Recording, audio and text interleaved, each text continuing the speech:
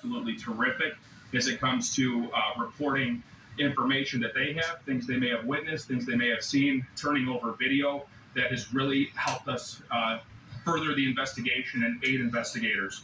One point I just want to clarify is Robert Crimo III, he's 21. He'll be 22 in September of this year, and he's a resident of Highland. So throughout the past 24 hours, investigators have spoken with numerous witnesses, some of the survivors.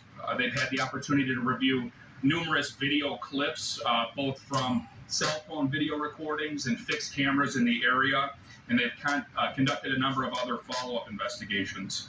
And based on where we're at this point in the investigation, and some of this is still preliminary, so is subject to change as we keep moving forward, but we do believe Crimo pre-planned this attack for several weeks.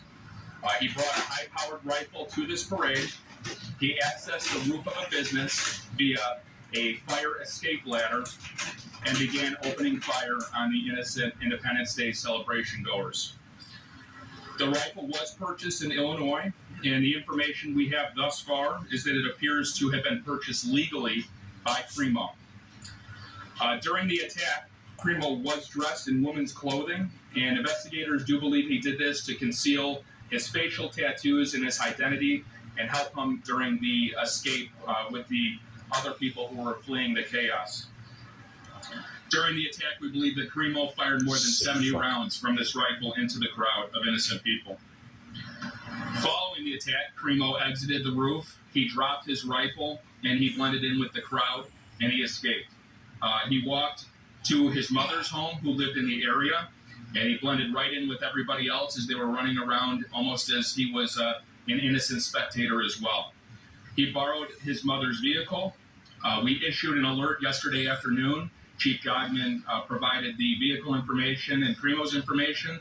We're very thankful that an alert member of the community saw Crimo's vehicle traveling southbound on Route 41, dialed 911.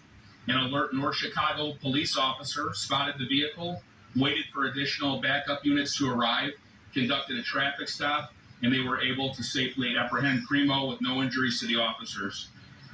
Inside the vehicle, there was a second rifle located. Indications is that was purchased by Crimo as well. Thus far, over 30 people were injured during the attack, and this does not include the 6 who lost their lives.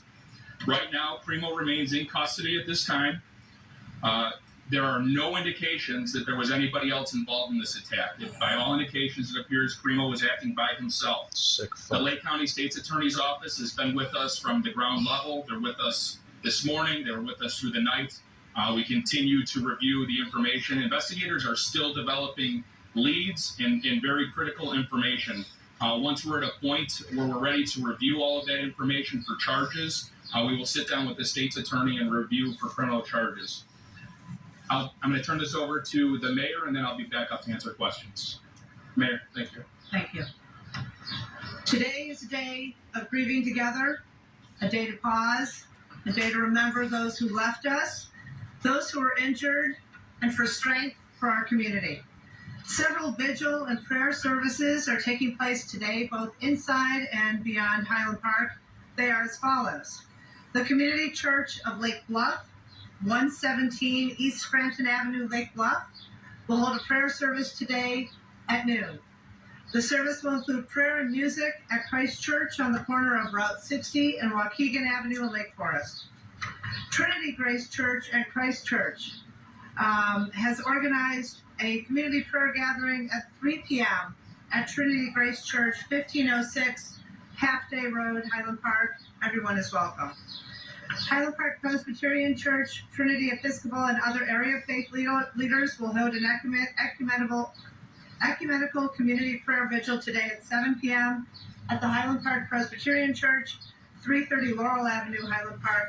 All are welcome. Today, Highland Park High School, located at 433 Vine Avenue, in conjunction with community partners, is hosting crisis counseling until 2 p.m. and is open to everyone. No appointments are necessary.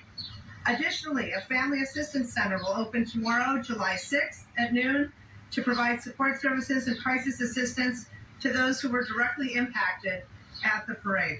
The location and hours of operations are pending. We'll get that information to the community as soon as we have it. please go to the city website for more information. The Highland Park Police Department, the American Red Cross, and the FBI Victim Services Response Team are assisting with additional partners. The teams will engage with victims and families to assess their immediate needs and provide crisis intervention and other forms of emergency assistance. Anyone who is a victim of the incident and is in need of support can call 800-CALL-FBI.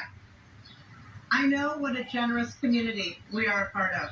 We are overwhelmed with the amount of support offered not only from those in Highland Park, but the surrounding region and throughout the nation. Thank you. For those who are looking to donate to victims and in support of the community, we ask that you be mindful of potential scams on GoFundMe and other fundraising avenues. This afternoon, we'll share additional information on the city's website regarding how to donate to the victims, survivors, and those who support the community. For all who have reached out with offers of equipment, food, and professional services, we thank you. Thank you all for coming out today. I'll now turn the mic back to Deputy Chief Cavelli. Thanks. Any questions? Can you tell us about the suspect cooperating, answering questions, and what more you learned about the motivation from him from the online person? At this point, we have not developed a motive from him.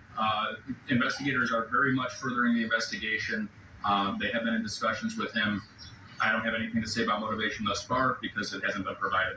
Sir, we've seen disturbing videos online or warning signs. The question was, there's disturbing videos online that have been seen.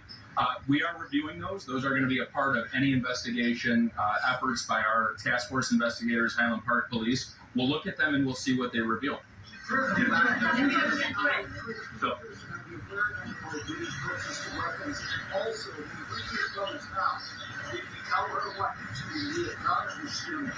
the question was, where did he purchase the weapons and did he tell his mother what he had done? He purchased the weapons locally, within the region, so the Chicagoland area. When he went to his mother's, we have no indication that he provided any information to her. Can you give us an idea of how many weapons he purchased and when was it? So he was in possession of the firearm the day of, the rifle. He was in possession of another rifle in his vehicle when he was pulled over by police. He also had other firearms that were recovered from a residence that he was living in Highland. Griswold and his name? They were in his name. No, legally They were legally purchased. his level of disguise, right? So how did you guys identify at this point? I mean, clearly there was a lot of planning. Do you have an idea of when he placed himself on